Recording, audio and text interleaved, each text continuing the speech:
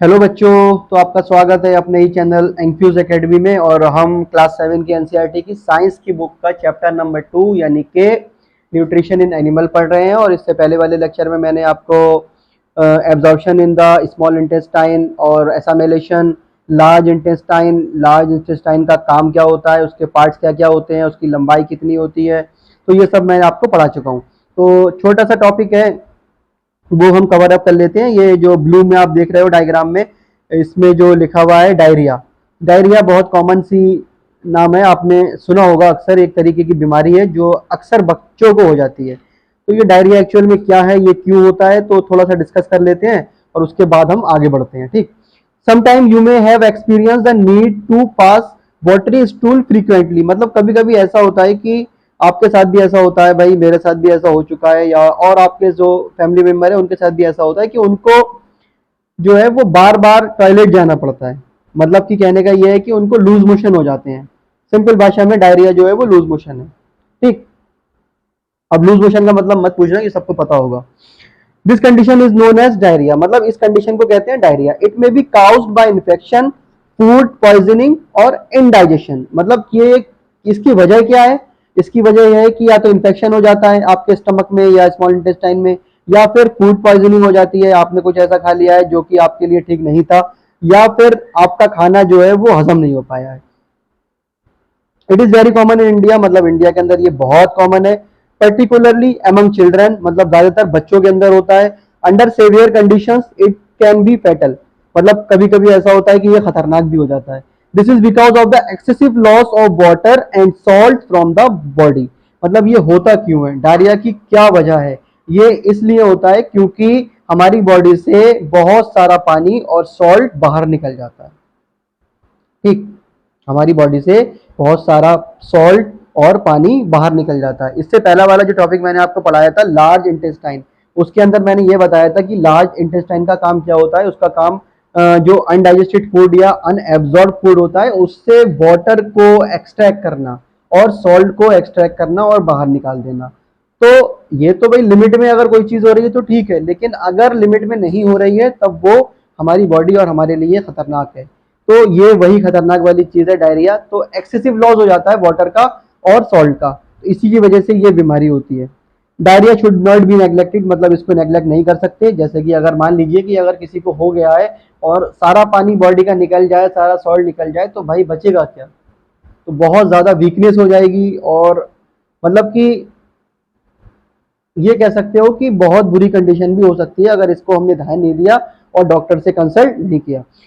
Even before a doctor is consulted, the patient should be given plenty of boiled and cooled water with a pinch of salt and sugar dissolve in it। मतलब कि doctor को दिखाते हैं, मतलब doctor को दिखाने से पहले हमें यह करना चाहिए कि हमें उबला हुआ पानी ठंडा करके पीना चाहिए और उसके अंदर थोड़ा सा नमक और शक्कर मिला के पीना चाहिए। भाई बहुत कॉमन सी बात है, अगर आपकी बॉडी से कोई चीज बाहर निकल रही है तो आप उसको फिर से अंदर ले लो, तो वो चीज बैलेंस रहेगी ना, मेंटेन रहेगी। डायरिया एक बीमारी है जिसके अंदर क्या होता है, एक्सेसिव लॉस ऑफ वाटर होता है और सॉल्ट होता है। तो वही आप बार बार लेते रहो तो वो जब तक काम चलता रहेगा जब तक कि आप डॉक्टर के पास ना जा रहे हैं। डॉक्टर के पास जा रहे हैं तो डॉक्टर आपको कोई ऐसी दवा दे देगा जिससे ये खत्म हो जाएगा। This is called an oral rehydration solution. इसको क्या कहते हैं, ओरल रिहाइड्रेशन सॉल्यूशन। किसको? ये जो हम गर्म पानी को ठंडा करके उसमें थोड़ा सा नमक और शक्कर मिला के पीते हैं, इसको कहते हैं ओरल रिहाइड्रेशन सॉल्यूशन। रिहाइड्रेशन का मतलब, हाइड्रेशन का मतलब ये होता है कि बॉडी से excessive loss of water and salt, और री लगा दिया तो फिर से दोबारा वो चीज आ गई। जैसे कि आपने मेडिकल स्टोर पे देखा होगा ना कि ORS के पैकेट्स मिलते हैं, और अब तो एक जो है वो कोल्ड, जैसे कि जूसेस जूसेस के बॉक्सेस आते हैं ना, वैसे एक बॉक्सेस आने लगा है ORS का। तो वो कंप्लीट होता है, उसको आपको पानी में मिलाने की जरूरत नहीं होती है, लिक्विड फॉर्म में होता है। आप, और एक बढ़िया सी उसके अंदर स्ट्रॉ भी लगी होती है। आप जाएं मेडिकल वाले से मांगे, वो आपको दे देगा। और अगर आपको ये प्रॉब्लम है तो ये आप पीजिए, तब तक पीजिए जब तक डॉक्टर के पास ना जा रहे हैं। डॉक्टर के पास जाएंगे तब तो वो दवा दे ही देगा और आपकी परेशानी दूर हो जाएगी। ठीक। अच्छा, ये जो इससे पहले मैंने जो पढ़ाया था आपको कि जो ग्रास ग्रीन खाते हैं ना, ग्रीन ग्रास खाते हैं जानवर, तो वो क्या करते हैं कि अपना मुंह खाना खाने के बाद भी चलाते रहते हैं। ठीक, तो उस वो क्यों चलाते रहते हैं, उनके अंदर क्या होता है कि वो किस वजह से होता है। मैंने आपको लास्ट लेक्चर में ये पढ़ाया था कि वो जल्दी जल्दी जो है वो घास को खा लेते हैं, और स्टमक का एक पार्ट होता है जिसका नाम होता है र्यूमेन, वो उसके अंदर उसको स्टोर कर लेते हैं। ठीक, partially digested and is called curd, मतलब कि जो वो पार्शली डाइजेस्टेड फूड उन्होंने खाया है, सेलो किया है क्विकली, वो र्यूमेन के अंदर स्टोर कर लेते हैं, उसको जो स्टोर करा है उन्होंने पार्शली डाइजेस्टेड फूड, उसको कहते हैं curd. But later the curd returns to the mouth, फिर जो है वो मतलब बाद में क्या होता है, जो कर्ड है हमारा वो रिटर्न्स माउथ में आता है, छोटे छोटे लम्प्स में, छोटे छोटे पैकेट्स के रूप में आता है, छोटी छोटी गोलियों के रूप में आता है। And the animal chews it, और एनिमल उसको चबाते हैं। This process is called rumination, मतलब इस प्रोसेस को क्या कहते हैं, rumination. And these animals are called ruminant, और इन एनिमल को क्या कहते हैं, रूमिनेंट कहते हैं। The grass is rich in cellulose, मतलब कि ग्रास जो है वो ग्रास के अंदर बहुत ज्यादा सेल्यूलोज होता है। सेल्यूलोज एक तरीके का सब्सटेंस होता है, मैं आपको आगे बताऊंगा कि क्या होता है, और आप चाहें तो खुद से भी देख सकते हैं, गूगल पर टाइप कीजिए कि व्हाट इज सेल्यूलोज, और जितनी भी जानकारी मिले आप पढ़ने की कोशिश कीजिए। ए टाइप ऑफ कार्बोहाइड्रेट, सेल्यूलोज क्या है, एक कार्बोहाइड्रेट का टाइप है। कार्बोहाइड्रेट तो पढ़ा है ना, कार्बोहाइड्रेट का एक टाइप है। इन रूमिनेंट लाइक कैटल, मतलब जो रूमिनेंट कैटल होते हैं, जैसे कि जो रूमिनेशन करते हैं, कौन कौन से हो गए, जैसे कि डियर हो गया और बफेलो हो गया, काउ हो गया, एक्सेट्रा।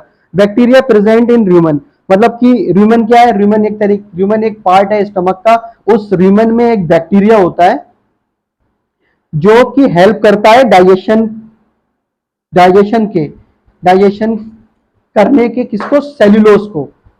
अब देखिए वो लोग घास खा रहे हैं, ठीक, और घास के अंदर ज्यादातर क्या है, सेल्यूलोज है। अब सेल्यूलोज है तो सेल्यूलोज का डाइजेशन भी जरूरी है, और सेल्यूलोज का डाइजेशन करने में कौन मदद करता है, एक बैक्टीरिया होता है जो कि र्यूमेन के अंदर प्रेजेंट होता है। अब वो बैक्टीरिया हमारे स्टमक में तो है ही नहीं, तो अगर हम घास खाएंगे तो भाई वो डाइजेशन हो ही नहीं पाएगा उसका। तो कभी घास मत खाना, क्योंकि आपके स्टमक में वो बैक्टीरिया प्रेजेंट नहीं है जो कि गाय या बफेलो या और ऐसे जानवर होते हैं जो रिमिनेशन करते हैं, उनके स्टमक में प्रेजेंट है, जो बैक्टीरिया सेलुलोज के डाइजेशन में हेल्प करता है। ठीक, तो याद रखना मेरी बात, कभी भी घास धोखे से भी मत खाना, तो खा लेंगे तो डाइजेशन नहीं हो पाएगा। Many animals including humans can not digest cellulose, मतलब बहुत सारे एनिमल हैं जो रिमिनेशन नहीं करते हैं, मतलब इंक्लूडिंग ह्यूमन, उनके अंदर भी जो है वो बैक्टीरिया नहीं होता है ह्यूमन के अंदर। पहली बात तो ह्यूमन ही नहीं होता है स्टमक के अंदर, तो बैक्टीरिया कहां से होगा। तो ठीक है, animals like horses, rabbit etcetera have a large sac like structure called caecum between the oesophagus and the small intestine, मतलब कि कुछ एनिमल ऐसे होते हैं जैसे कि घोड़ा हो गया और खरगोश हो गया, उनके अंदर एक सैक लाइक स्ट्रक्चर होता है बहुत बड़ा, जिसको हम क्या कहते हैं, सीकम कहते हैं, जो कहां पर प्रेजेंट होता है, इसोफेगस और स्मॉल इंटेस्टाइन के बीच में। The cellulose of the food is digested here by the action of certain bacteria which are not present in human. अब देखिए जो रैबिट वगैरह होते हैं, हॉर्सेज होते हैं, ये नहीं करते रूमिनेशन, लेकिन इनके अंदर भी एक बैक्टीरिया होता है, एक स्ट्रक्चर होता है सैकलाइक, जिसको क्या कहते हैं, सीकम कहते हैं, जो कहां पर होता है, ईसोफेगस और स्मॉल इंटेस्टाइन के बीच। तो ये भी घास खाते हैं भाई, तो इनके अंदर घास का डाइजेशन कैसे होगा, तो इनके अंदर घास का डाइजेशन ऐसे होगा कि ये जो स्ट्रक्चर होता है इसके अंदर एक बैक्टीरिया होता है, वो हेल्प करता है घास को डाइजेस्ट करने में। क्यों, क्योंकि घास के अंदर सेल्यूलोज होता है, और सेल्यूलोज का जो डाइजेशन है वो इस बैक्टीरिया की हेल्प से होता है। So for you have learnt about animals which possess the digestive system, मतलब आपने उन जानवरों के बारे में पढ़ लिया जो घास खाते हैं और उनका डाइजेस्टिव सिस्टम को समझ लिया। ठीक, तो आप भूलना मत कि कोई आपसे पूछ ले कि भाई गाय, बफेलो, हॉर्स, ये सब घास को कैसे डाइजेस्ट कर लेते हैं, हम लोग क्यों नहीं कर पाते, तो आप उसको बता देना भाई कैसा है। इनके अंदर, इनके स्टमक में एक पार्ट होता है र्यूमन, और उसके अंदर एक बैक्टीरिया पाया जाता है, जो बैक्टीरिया सेल्यूलोज को डाइजेशन करने में हेल्प करता है। ठीक, but there are many small organism which do not have a mouth and a digestive system, मतलब बहुत सारे ऐसे छोटे छोटे ऑर्गेनिज्म हैं जिनके पास मुंह ही नहीं है, और डाइजेस्टिव सिस्टम तो बहुत दूर की बात है, जिनके पास मुंह ही नहीं है खाने के लिए, तो वो कैसे डाइजेस्ट करेंगे। Now then how do they acquire and digest food, मतलब वो कैसे फूड को लेंगे और एक्वायर करेंगे और कैसे डाइजेस्ट करेंगे। In the section below you will learn another interesting way of food intake. मतलब आप नीचे वाले पार्ट में आप ऐसा पढ़ने जा रहे हैं जो बहुत इंटरेस्टिंग है। आप वो पढ़ोगे कि भाई ऐसे जानवर, ऐसे ऑर्गेनिज्म जिनके पास मुंह ही नहीं है और डाइजेस्टिव सिस्टम नहीं है, तो वो कैसे खाने को अंदर लेंगे और डाइजेस्ट करेंगे। ठीक, feeding and digestion in amoeba. Amoeba एक ऐसा ऑर्गेनिज्म है भाई जिसके पास मुंह नहीं होता और डाइजेशन सिस्टम नहीं होता। Amoeba is a microscopic single celled organism found in pond water. मतलब माइक्रोस्कोपिक का मतलब ये है कि बहुत छोटा। अमीबा एक बहुत छोटा और सिंगल सेल से बना होता है, जो कहाँ मिलता है, पॉन्ड वाटर में। Amoeba has a cell membrane, a rounded dense nucleus and many small bubble like vacuoles in its cytoplasm. Amoeba के पास क्या होती है, सेल मेम्ब्रेन होती है, एक राउंडेड मतलब गोल दिखने, एक मतलब गोल सा न्यूक्लियस होता है जो बहुत डेंस होता है, जो बहुत घना होता है, and many small bubble like vacuoles, और गुब्बारे की तरह उठे हुए छोटे छोटे छोटे वैक्यूल्स होते हैं साइटोप्लाज्मा के अंदर। Amoeba constantly changes its shape and position. मतलब अमीबा जो है वो लगातार अपनी पोजिशन और शेप को बदलता रहता है। आपको याद होगा कि अमीबा जब भी ड्राइंग करने के लिए अमीबा कहा जाता है, तो आप कैसे भी करके कुछ भी करके ड्राइंग कर दीजिए, वो अमीबा हो जाता है। क्यों? क्योंकि अमीबा लगातार अपना शेप और पोजीशन को बदलता रहता है। इसकी कोई फिक्स पोजीशन नहीं होती और फिक्स शेप नहीं होता। It pushes out one sorry It pushes out one or more finger-like projections called pseudopodia or false feet for movement and capture for food। मतलब कि ये जो है क्या करता है, ये पुशेस आउट मतलब बाहर निकालता है एक या बहुत सारी अपनी उंगली की तरह जो प्रोजेक्शन होता है इसका। ये जो देख रहे हो ना आप, ये इसकी बात चल रही है। ठीक, कॉल्ड, इसको क्या कहते हैं, स्यूडोपोडिया या फिर झूठे पैर, फॉल्स फीट भी कहते हैं इसको, झूठे पैर और स्यूडोपोडिया। ठीक, चलने के लिए और खाने को पकड़ने के लिए। तो ये एक डायग्राम है, देख लीजिए थोड़ा सा। ये अमीबा बनाया गया है, ये इसका न्यूक्लियस हो गया, ये मैंने बताया था आपको स्यूडोपोडिया हो गया, ये फूड पार्टिकल्स हो गए। मैं आपको बताऊंगा आगे कि ये कैसे किस तरीके से खाने को पकड़ता है। ये थोड़ा सा बता दे रहा हूँ क्योंकि डायग्राम सामने है। इसमें ऐसा होता है कि मान लीजिए ये घूम रहा है पानी के अंदर, ठीक, इसको दिखा खाना यहाँ पर है, तो इसने क्या करा, अपने दोनों पैर बाहर निकाल लिए, यानी कि सीडोफोडिया को बाहर निकाल लिया दोनों पैरों को, और फूड जो है वो इसके अंदर आ गया। मतलब एक कैविटी बन गई। कैविटी का मतलब एक गड्ढा बन गया और फूड इसके अंदर धड़ से अंदर आ गया और ये फिर सीधा हो गया। ठीक, इसने अंदर लिया, अंदर लेने के बाद अपना काम करा, जो भी इससे न्यूट्रिएंट लेना थे वो लिए, और उसके बाद डाइजेशन करने के बाद जो अनडाइजेस्टेड फूड बोल सकते हो या फिर काम निकलने के बाद अपना मतलब निकल गया इसका, इसने न्यूट्रिएंट ले लिए फूड से, और इसने फिर से अपने दो पैर खोले, इस तरीके से खोले, और फिर कैविटी कैविटी क्रिएट हुई और इसने फूड को फिर बाहर निकाल दिया। ठीक, ये वाला पार्ट जो है फूड इन और ये वाला पार्ट जो है वो फूड आउट। ठीक, amoeba feeds on some microscopic organism, मतलब जब खुद छोटा है तो छोटे जानवरों को खाएगा। व्हेन इट सेंस फूड, मतलब जब ये देखता है कि भाई फूड है मेरे आसपास, इट पुशेस आउट स्यूडोपोडिया, अपने झूठे पैर बाहर निकालता है around the food particle and engulfs it, मतलब उनको पकड़ लेता है। द फूड बिकम्स ट्रैप, जो फूड है, जो भी माइक्रो ऑर्गेनिज्म छोटे जानवर है वो फंस जाते हैं इन फूड वैक्यूल, मतलब कि कैविटी। फूड वैक्यूल मैंने आपको पीछे डायग्राम में बताया था कि किस तरीके से अपने दो पैर बाहर निकालता है। मतलब ये इस तरीके से इसने पैर बाहर निकाले और ये कैविटी कैविटी जो है क्रिएट हो गई, यहाँ पर जो है फूड आ गया।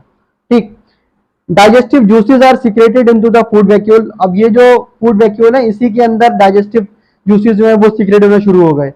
भाई जो फूड उसने लिया है उसको डाइजेस्ट भी तो करना है, और डाइजेस्ट किसकी हेल्प से होगा, डाइजेस्ट होगा इस जो जूस सीक्रेट होगा इससे। ठीक है, मतलब किससे, जो इसके फूड वैक्यूल्स हैं।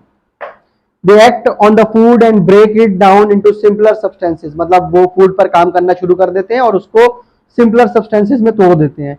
Gradually the digested food is absorb, जो डाइजेस्टिव फूड जो है वो अब एब्जॉर्ब कर लिया जाता है। जब सिंपलर सब्सटेंस में टूट गया तो उसने अपने काम के न्यूट्रिएंट्स उससे ले लिए।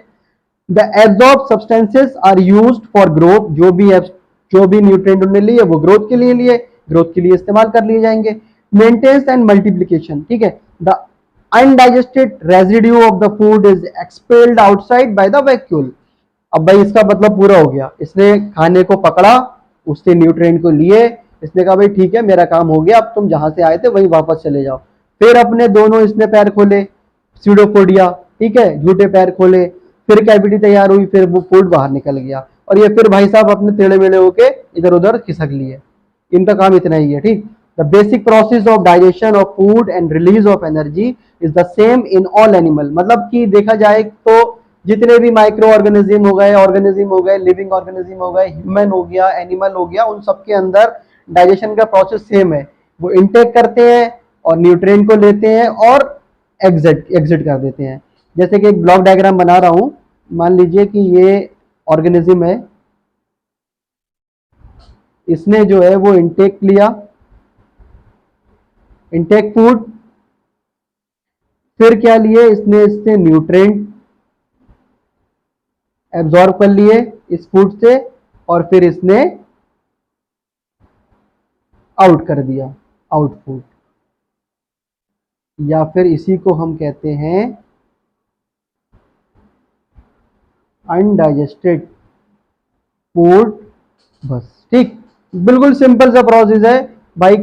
हमने अपने काम मतलब के लिए खाना अंदर लिया, उससे न्यूट्रिएंट को निकाला, क्योंकि वो हमारे बॉडी के ऑर्गन्स में जा जाकर उनको ग्रोथ करेंगे और फिर हम सरवाइव करेंगे और हमारा काम हो गया। तो जो बचा रेजिड्यू वो हमने बाहर कर दिया, ठीक। तो ये वाला चैप्टर अब यहीं पर खत्म होता है। अगर इसमें कोई डाउट हो तो पूछिएगा। वीडियो अच्छी लगे तो लाइक और शेयर कीजिएगा, चैनल को सब्सक्राइब कीजिएगा। और इसमें मैं ये सोच रहा हूँ कि अब हम जो है ना इसकी एक्सरसाइज और क्वेश्चंस को कंप्लीट करेंगे, और मैं आपको कोशिश करूंगा कि क्वेश्चंस के आंसर को कैसे लिखते हैं ये बताने की, ठीक। तो थोड़ा सा मुझे होमवर्क भी करना पड़ेगा इसके लिए। तो अगले वाले लेक्चर में ये इस चैप्टर के मैं क्वेश्चंस को कंप्लीट कराऊंगा और आपको लिखना बताऊंगा। आप उससे बहुत कुछ सीखेंगे और आगे आने वाले क्लासेस में आप खुद से क्वेश्चन को समझकर अच्छे से लिख पाएंगे, ठीक। Thank you.